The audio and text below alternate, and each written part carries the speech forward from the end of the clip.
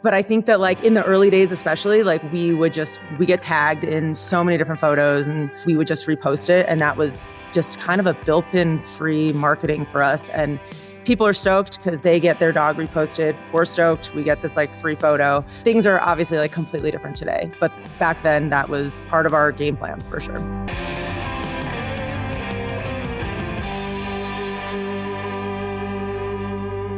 And welcome back. We have Rachel Friedline joining from, I believe, Lake Tahoe, one of my favorite places in the world. It looks like it's snowing there. Welcome to the pod.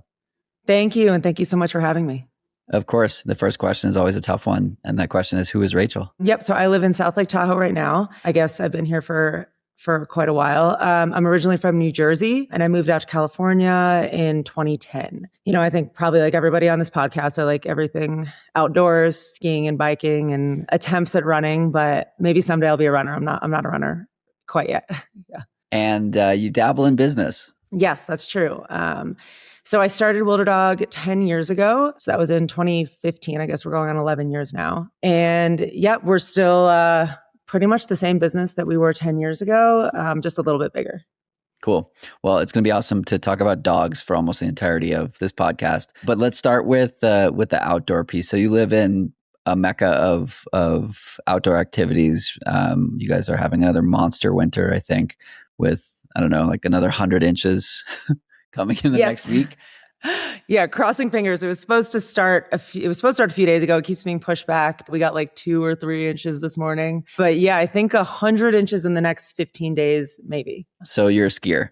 Yes. Yeah. What brought you out to Tahoe and what led to the like desire to be there? So when I was in college, I during the summers had worked at Wendell's snowboard camp up in Mount Hood. And that was kind of like the intro for me for like, this is, I love this. I love the outdoors. I love this like extreme sports aspect of it. And I met my now husband, who's also one of my partners. We were at Penn State and he happened to work at Mount Hood summer ski camp. And I worked at Wendell's and we didn't even know that. So kind of like as soon as we met, we were like, let's go back to Oregon, let's go back to Portland, and let's just kind of settle there. Basically, we kind of ended up in California instead of Portland. But we were, the car was packed. We were heading out west, and Portland was the ultimate goal. But when there was a job opportunity in California, we realized how close to Tahoe that was, and that was kind of it. Yeah. So you spent some time in Sacramento, or was it straight to Tahoe? It was straight to Tahoe first. We lived here for a little bit, and then down to Sacramento for work. We were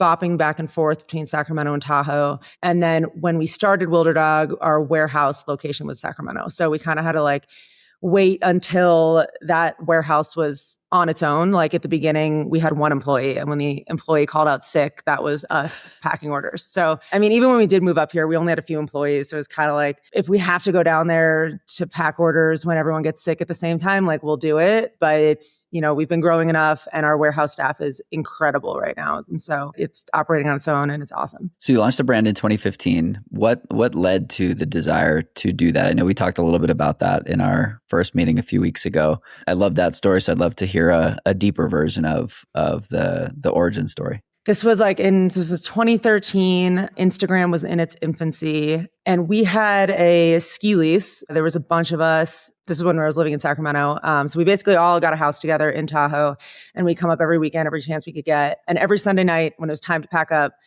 everyone, there was like the one iPhone cord and everyone was like, that's my cord. And my friend Andy, he had a red and blue fabric braided cord. And it was kind of cool. Everyone knew it was his. And like somehow, with Instagram and like they weren't even called influencers at that time, but it was like these kids that were like selling things on Instagram, like way before Meta ads, way before anything official. And like somehow we were like, I think these cords are cool. I think that we could buy some and sell them with these influencer kids. And like, let's just see. And so my background is in web design and front end development. And then, one of my partners has a business background. And then my husband, Jared, has like an affiliate marketing background that was sort of like he does a lot of different things. But we kind of just wanted to see what happened. And this was like way before these cords were in every gas station and it worked and we sold these cords. And so chargecords.com was founded and that it's actually still in existence. It's like it's on autopilot. It's not really doing much these days, but it still is in existence. But 2 years later, we're not really that passionate about iPhone charging accessories, but we were climbing a ton at the time, and then always using like our old climbing ropes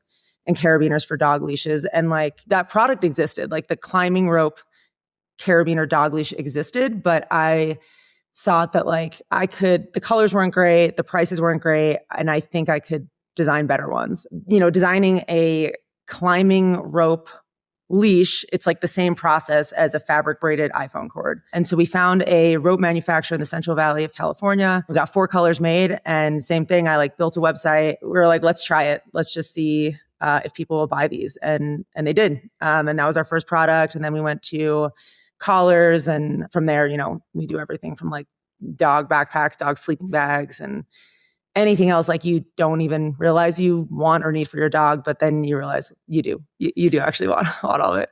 So you've started a few companies now. Are you someone that's pretty risk averse? Do you love taking chances? Talk to me about the ability to just try. Yeah, I think it's a great question. And I think, one of the things I credit our success to is like between myself and my partners is at our varying levels of risk tolerance. And so for me, I'm down to put time and effort and like a little bit of money into something. I'm always thinking like, will I get my money back on this product? And that's so I feel like I'm not that risk averse because I'm always thinking, will I get my money back? And like, and if not, or like will I come close, or is it going to be a learning experience? And that's kind of how I look at it. At what point did you realize you didn't want to work for somebody else and you wanted to build your own thing? Was it pretty early on? Very early. Yeah. And I had worked like before I moved out west, I was living in Manhattan, working for some like big corporations doing web stuff. And it was fine. It was,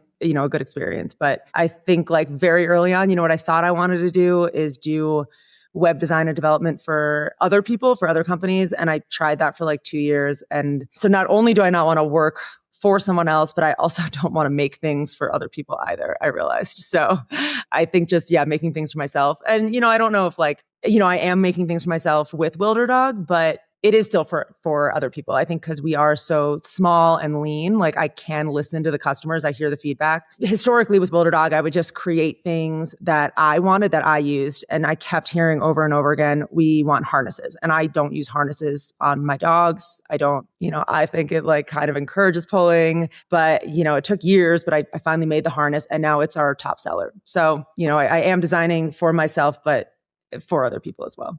The piece about listening to customers versus creating for yourself, there's a massive benefit to being able to distinguish between signal and noise. And because somebody is loud about something doesn't necessarily mean that they're right. If 100 people are loud about something, it still doesn't necessarily mean that they're right. I was listening to Brian of Hollow Socks talk about the feedback he was getting from people who wanted his socks to be made in America or produced in America. And they would write in and they would ask a question and they'd say, is this produced in America? And the answer is yes. And like they still wouldn't buy. So just because somebody said something and you have the right answer for it or whatnot doesn't mean that they're going to take action. And conversely, if people are demanding something but not actually transacting, it's all just noise. So how have you been able to distinguish between that signal and noise while keeping true to your goal of producing things that you want, while also knowing that, okay, you listen to the customer and now you have a top selling product that you might not have introduced otherwise? And that is something that I encounter every day. I still do have my hands in customer service a little bit. We have a customer service team, but I'm still in there. So I still see everything that comes in. And I think that is hard. And I think that my instinct is initially when I hear one piece of noise that comes at me is to be pretty dismissive. So I think that like, I do know that people like, and dog people especially are kind of nuts. Like I thought that I was a crazy dog person. Yeah.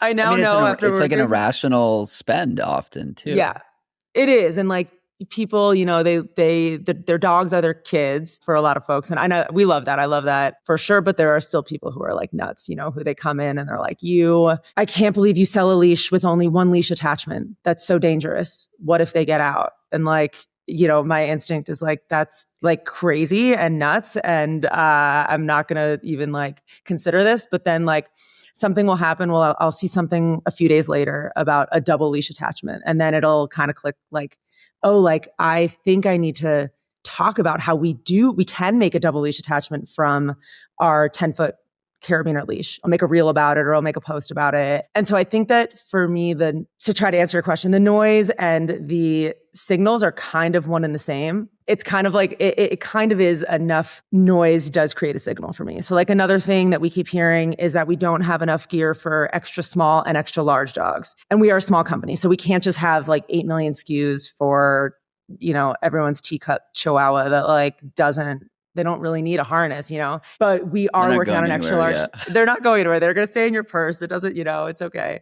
But we're working on our extra large harnesses now. So yeah, I think enough noise does create a signal, but it also can for me can just be something that clicks, that creates another, it leads to another creative avenue for me. So I do enjoy it, even if I initially dismiss it. Say a little bit more about the fact that you still wear the customer service hat and the importance and value that has beyond just the one-to-one interaction with that specific customer. I think that, we're a lean team. We're super small. We have, myself, my 2 partners, and then we have 5 folks in the warehouse. And they're in the warehouse. They are not just packing orders. That our customer service team is down there. Our like Amazon logistics, everything is down there. So, I think that this like maintaining this like crazy level of control certainly has its downsides, but at the same time, I think that I don't ever get too far away from the brand, and I don't get surprised by some feedback that's like 6 months down the road that I wasn't aware of. So I'm pretty like I'm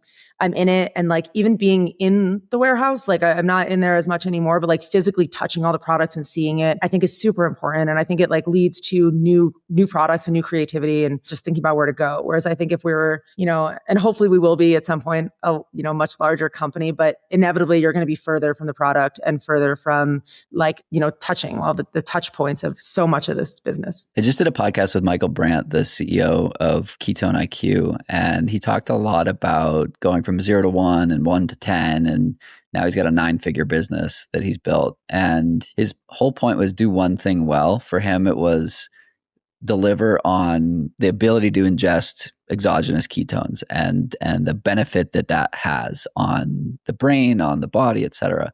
He's like, everything else can be figured out later. The taste, the packaging, the flavor, like distribution, the supply chain, the marketing, all of this stuff can be iterated on as long as you nail your one core value proposition. And I've worked with or for a variety of tech startups where there's one like core value proposition, and all the other ways that you deliver it or talk about it or whatever change over time. And as long as your North Star is that same, I want to do this thing better than anyone else, you can grow and iterate. What is that North Star for Wilderdog? I mean, I think that it's honestly just inspiring people to get outside with their dogs. I think that we like I said, our first rope leash wasn't a new product. So I don't think that we are coming out with these like crazy inventions for people and dogs. Cause, I think that we're not trying to reinvent the wheel, but we are trying to make it better. And I do think that as the product designer, I think that our designs are better. And I think that they are affordable. I think that there's like, prices are rising so crazily. And so I think that like keeping our prices affordable, keeping our products looking good, and also like functionally, they do function really well. And again, like because I have such a close contact with customers, like we fix anything that doesn't work. It's not like we're, I think with some bigger companies, how they're planning their products for 5 years down the line. Like that's not us. So we're able to, because we're so lean and nimble, we're able to make the products better, pretty quickly. And so we're constantly evolving our products, constantly making them better. But ultimately, we just want people to get outside with their dogs. And I think that, culturally, we're in a different place now than we were 10 years ago. During COVID, people were inside, but people bought and rescued a ton of dogs. And that like the dog ownership rates just exploded during COVID. And people are now used to having these dogs that just come everywhere with them. And, maybe maybe in some small way, we like did have something to do with that. I don't know.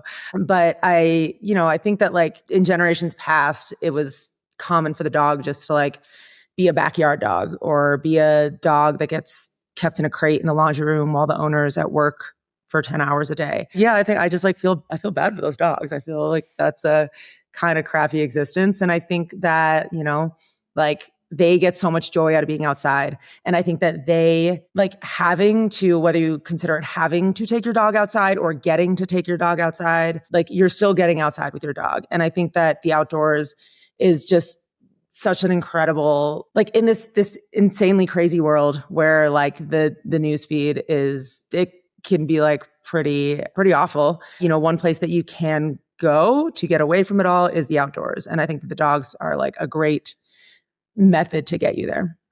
I totally agree. The world is insane. And the best part of the world is that dogs exist. Yes. And what I learned from having a dog is that they're so present and that like nothing matters to them besides what's in front of their nose in that moment. And there's like a lot to be understood from that. It's really cool that the whole purpose of your company is to basically facilitate some of the best parts of human and canine existence.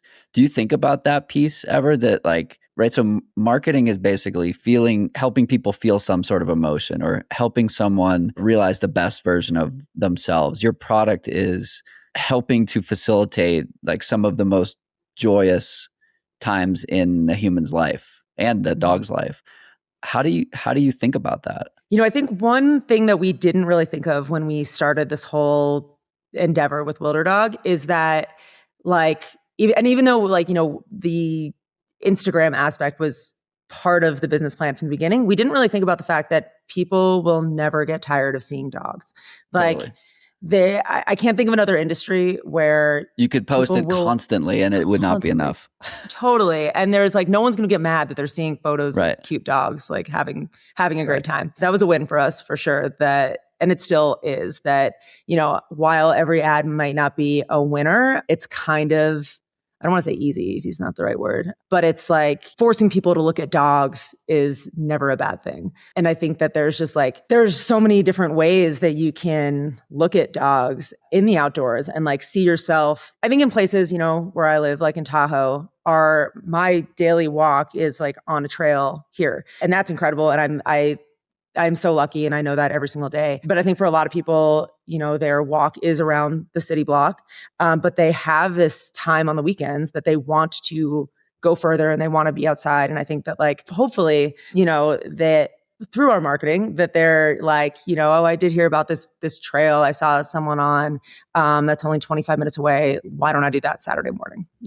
Pushing further on the point that like people love posting dog photos and it's like easy marketing. How or do you leverage customers for marketing and referrals and effectively as like micro influencers to their own communities? That's another funny aspect that I didn't really think about is how many people would hit us up asking if their dogs could be Wilderdog models. That I want to say like maybe 50 inquiries a day, which is like, yeah, just a totally funny thing. Like I would have never thought to like email anyone asking if my dog could be a model. But, I think people love their dogs and like, similar to human children, like everyone thinks their dog is like the most beautiful creature that's ever existed, which I love that. I love that for them, But I think that like in the early days, especially like we get tagged in so many different photos and we would just repost it. And that was just kind of a built-in free marketing for us. And people are stoked because they get their dog reposted. We're stoked. We get this like free photo. Things are obviously like completely different today. But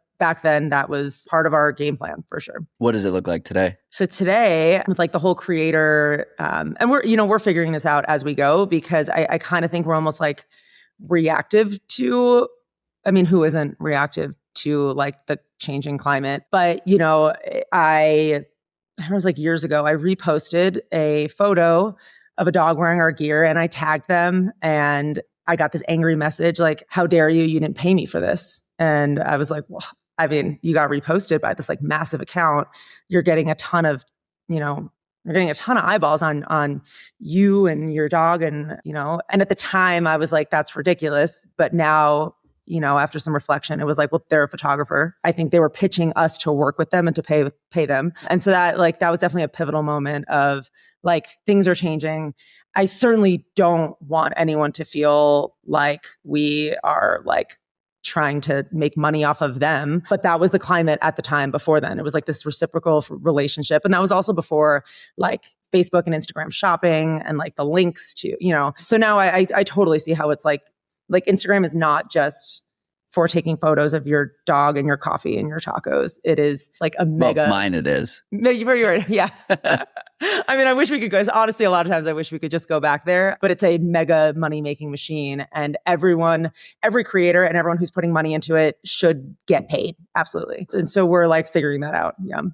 What does that look like today? So I don't know. I feel like we have had this team of Wilderdog ambassadors that are photographers. A lot of them are side hustle photographers, but their work is really good. And we've had, honestly, at most 10. So it's a super small team. And basically it would look like we would just give them content. We have this like Instagram chat going. They tell me what they want. They tell me if they don't want it, if they're too busy, that's okay. They tell me send it. And if I don't get product or photos, that's okay too. It's a very casual relationship. And that worked really well for so long. And then every time we would use their photo, we would pay them for the photo. And everyone was very happy. I think that we're like, this creator machine is definitely a lot different now than it even from then, even like people who are getting paid. So we are trying now to like reach out to more creators. But I think one interesting thing is that we're learning is like, even if someone takes incredible photos, videos of people or products, it doesn't translate to dogs necessarily. So, I feel like I'm spending a ton of time trying to like parse and curate and figure out like who is going to be, our best content creators. And honestly, to make like reels and videos, I find that most of the time I am creating the best ones, and I don't like doing it. And it takes like an incredible amount of time to create like a 15-second video, but I still am creating some of that content myself. The work with creators, is that all manual right now? Yeah. Mm-hmm. Yeah. I have to do a shameless plug for a sponsor of this podcast, Superfiliate. So let's walk through a demonstration of how it could work. So Superfiliate has been sponsoring this podcast for a while. The reason for that is I reached out to them because it's an affiliate and partner management platform that I think is better than any of the other ones that I've worked with. Many of them are complicated, clunky, and include like very long UTM strings that you have to go back into emails to reference or log in. So they make it really easy on the creator side to say, like, for example, back to Ketone IQ, like I can remember that my landing page code is ketone.com/FTLR.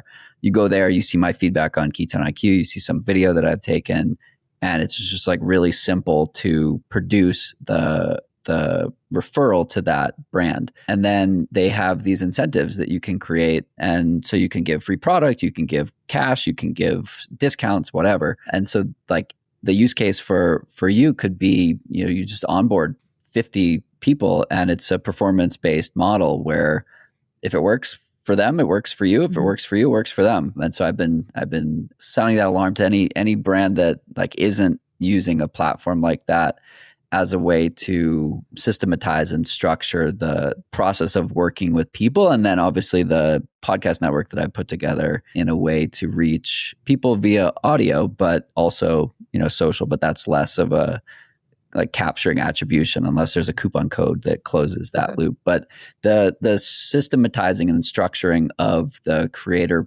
campaign, I think this is about to explode in the next couple of years. And everybody wants to be an influencer these days, for better or for worse, mostly for worse. A dog influencer, yeah. Yeah, well, just in general. Yeah. Like I went to an event hosted by PopFly, which is another way to go about this, which I think we are on PopFly. You are on PopFly, yeah. Mm-hmm. Yeah. So that way is one of the only ways I know of as a creator that you can go to a website and find a bunch of brands that you can work with for paid partnerships as well as product seeding. And so brands go to them and create these campaigns. The creators go to the website and find the campaigns to participate in. But my point was like, I went to this thing with PopFly, there were 100 people there. And it used to be that like, in order to be an influencer, you needed, 50,000 followers, 100,000 followers. And I met a bunch of people that are creators with like 2,000 followers. I was like, that's just having an Instagram account. But these people are making gobs of money from platforms like PopFly. And it's like it's a bizarre world that we've come to where, you know, you don't need to hire an agency to go source people and spend tons and tons of money. You can work with these micro influencers and drive meaningful outcomes. So I'm curious what your experience has been with a platform like PopFly, for example. How has that helped you structure and streamline? Yeah. So, well, first, my partner Andrew did actually go to the PopFly event last cool. night. Did you meet In him Denver? by any chance? Yes. Yeah. He lives in Denver. I don't know that I met him, but Okay. What a small world. I know. Yeah. So we started using PopFly. I actually was introduced to them at Outdoor Media Summit in Durango, and we were not using anything like that at all. And I was like, this is going to be amazing.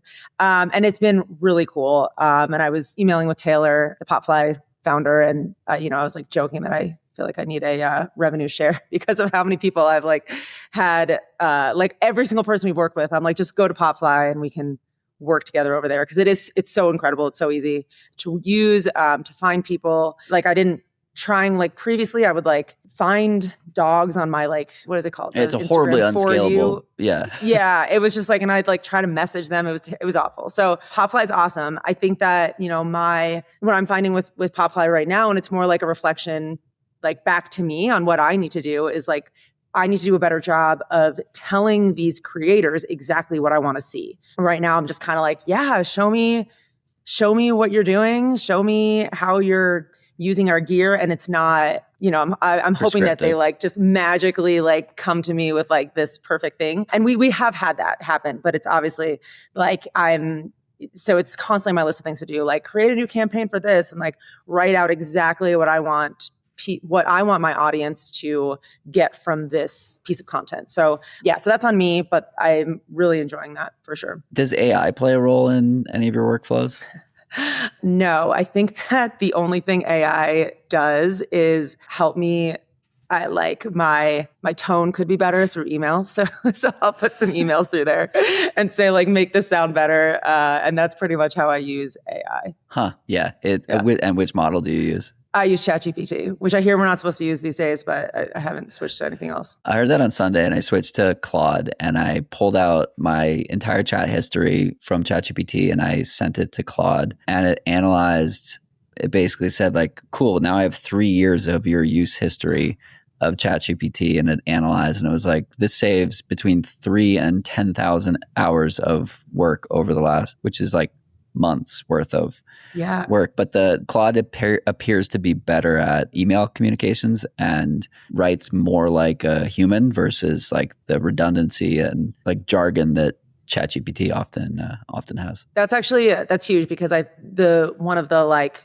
like the only block for me in switching is that I feel like ChatGPT knows me. And so, yeah, like exporting and importing it to somewhere else would actually solve that issue for sure. Yeah. So I did that today, and the summary, it gave me like a 5-paragraph summary, and it says, I've absorbed 3 years of your work history. Going forward, I'll remember your business context, understand your communication style preferences, know your tools, platforms, and ecosystem, recognize recurring patterns and needs, anticipate the type of help you typically need. You don't need to re-explain your world to me. I've got it. So it's like crazy that now it knows. Amazing. Yeah, it knows like what I've trained ChatGPT on. And again, this model appears to be better for like what it sounds like you're using it for as well. I do. I just was thinking that I've been writing Instagram captions for so long that my brain is like empty. So I'll sometimes be like, what should I write about a dog looking at the snow? But I don't think I've ever used one that they've given me. Usually it's like, this is possum,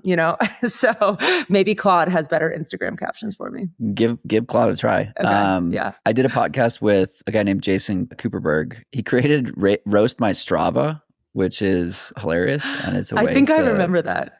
Yeah. And so he talked through, for others that are building outdoor brands, he talked through a workflow or like a way to think about the use of AI in creating efficiency in workflows, particularly for lean teams where like you're doing a lot. And his comment was like, there's probably a lot of things that we're all doing that are just repeated tasks that like don't need to be repeated and can just be like fully systematized. And so I'm just like very bullish on the whole like ability to create scale and leverage through the use of this tool. And I've put together this podcast network and effectively taken the place of like what a marketing coordinator would do, which, no comment on the future of jobs. But anyway, it's worth another listen if someone hasn't listened to that one. Yeah. Yeah. And I also want to learn more about how to rate my Strava too. It's a good one. What is success to you? I think that, what I see is daily success right now. And I think it's not that different from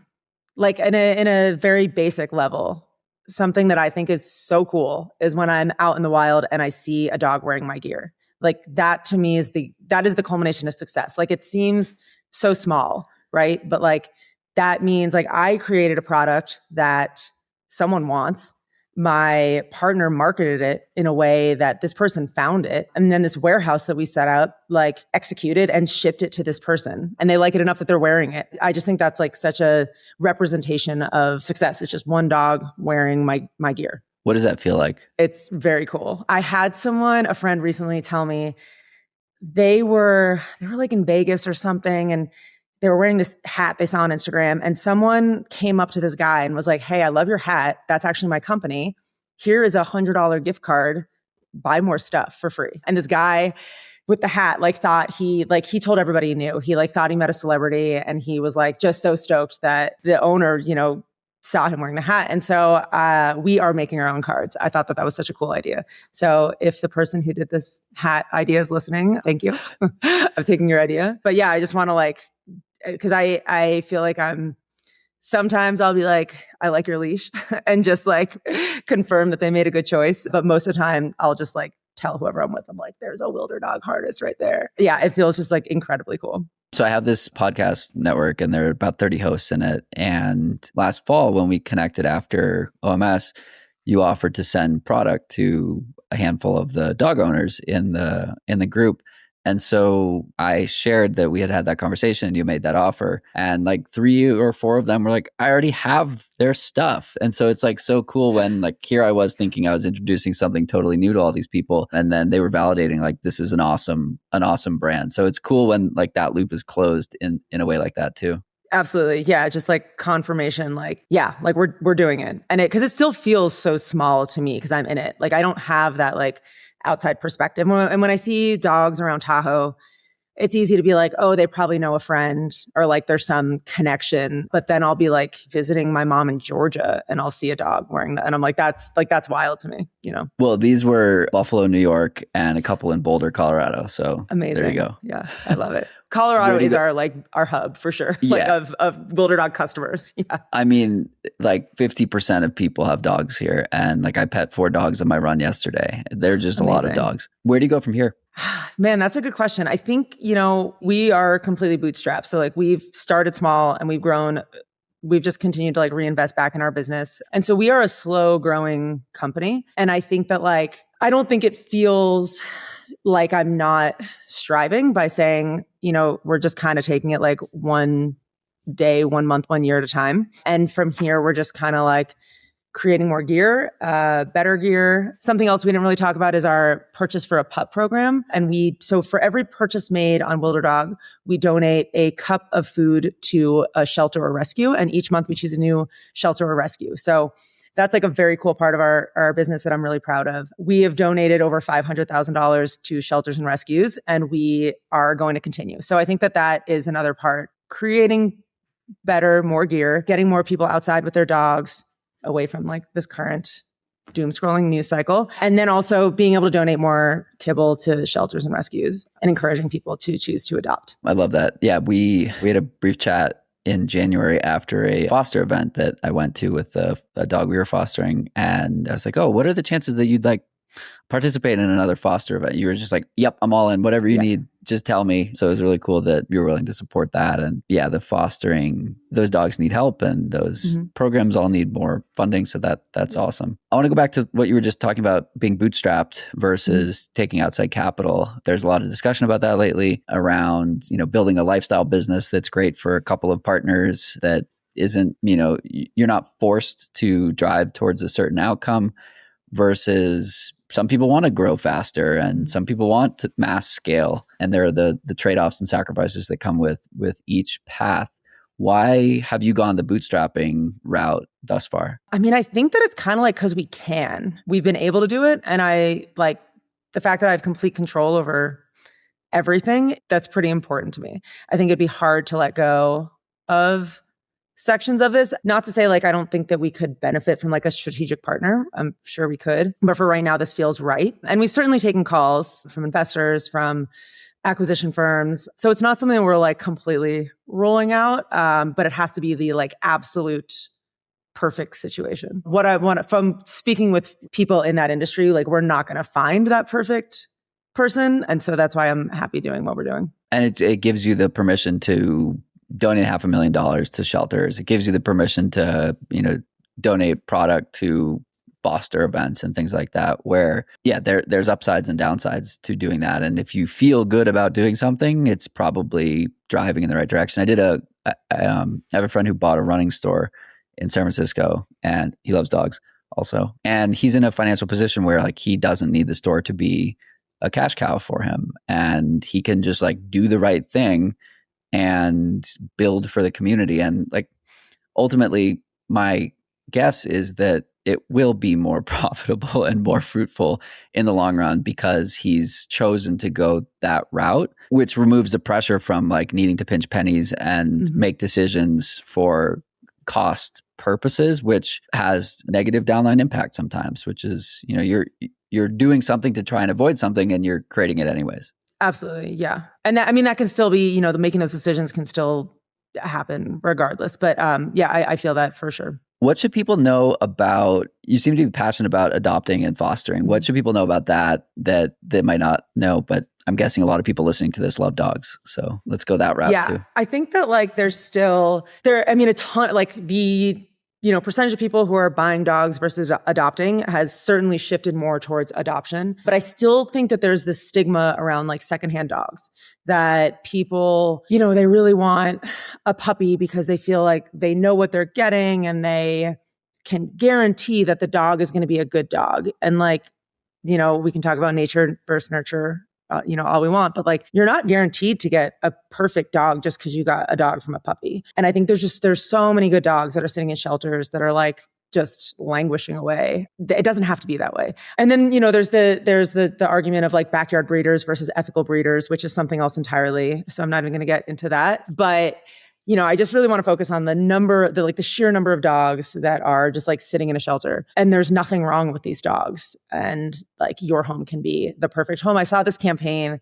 I think it might've been like, actually, I think it was like for foster children, like for human children, but it was like, you don't have to be a perfect parent to be a perfect foster parent. And like, a lot of people are like, well, I work 8 hours a day, so I can't adopt a dog. But like, guess what? There's like middle-aged dogs that are sitting in a shelter that would love to be in your house all day while you work. And like, they'd much rather be there than sitting in the shelter. So I think I just, want to like get that out there. And I think that also knowing how many really underpaid or volunteers that are working to try to better the lives for these dogs is like, they're so underappreciated. And I think that like, I would love to foster and adopt like 8 million dogs. So while I'm not doing that, I hope that like our financial donation can help these folks who are helping the dogs directly. That's pretty important to me. How many dogs do you have? Right now, just one. We had 2 pass in the last like 2-3 years, but they were like, Charlie was 15 and a half. Bucko was 13, but he had like lived with cancer for 4 years. So he had a great run. And now we have Gus, the border collie, who is like, he's the story with Gus is that he came from a ranch in Idaho and so my dog, I like the border collie mix. So like I was already like, once my border collie had passed, I was looking for like a border collie mix at a shelter. And that's another thing, like at shelters and rescues, like you can find your breeds. Like people do have breed desires and like you can find that. So you don't have to get just like whatever breeds they have. So anyway, I saw, it was a friend of mine that had an accidental litter, which, that is the reason we are in the position we're in with these shelters and rescues is because of these accidental litters. So this like little puppy, and I also don't like puppies. I'm like more into like a dog. Like the puppy phase is like that's not really, I've not my favorite. Anyway, this little puppy nobody wanted because he was too lazy And the ranchers were like, he's not going to be a working dog. And so like, I just kept seeing this dog. And I finally was like, it felt like it was just calling to me. And I said, like, I really, really wanted to grab a dog out of a shelter. Like that was my goal. But I said, I was like, all right, well, are you going to spay the mom and not have any more accidental litters? And they're like, apparently for a working dog, if you spay or neuter them, they don't give you the same output. But somehow I convinced them to spay the mom dog. So there's going to be no more accidental litters. And I took this one lazy dog that the rancher said basically like, if no one wants the dog, it ends up at an auction, which is worse than a shelter, is my understanding. So that's the story about Gus. So now I have a lazy border collie. Yeah. That's great. A good lap dog, I'm sure. Yeah. Still like a high energy dog, but not a border collie. Like for that type. Yeah. Rachel, this has been a blast. Was there anything else you wanted to talk through today? No, thank you so much for having me on this podcast. This was super fun. Of course. And thanks for everything that you do and for sending the leash and collar that you sent to us. We can't wait to use it soon. Awesome.